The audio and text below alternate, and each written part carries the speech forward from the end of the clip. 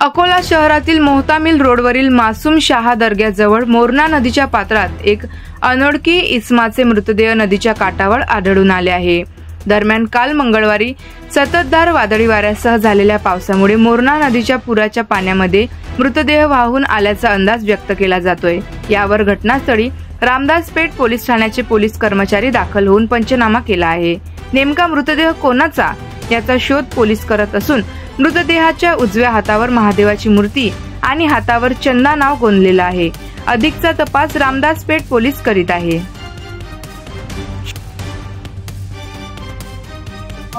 आज सकाळी 9:30 वाजता रामदासपेठ पोलीस स्टेशन येथे शेख साजिद यांनी सांगितलं की एक माणसाचा ची बॉडी इथं नाल्याच्या काठी पडलेली आहे। आम्ही इथं घटनास्थळी आलो।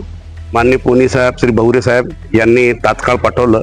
इथं आल्यानंतर आम्ही जी बॉडी आहे ती बघितली। त्या बॉडीच्या हातावर शिवजीचं चिन्ह आहे आणि चंदा नाव लिहिलेलं आहे आणि इथं एक मोठा नाला जे आहे वाहत आहे। काल रात्री संध्याकाळी 5:30 वाजतापासून जोराने वारा आला आणि हा पूर्ण परिसर जे आहे पूर्ण पाण्याने भरलेला होता आणि तो नाला जोराने वाहत होता। त्या नाल्यात कसं तरी पडून वाहून तिथपर्यंत तो माणूस मरण पावला आणि तिथपर्यंत वाहत आला।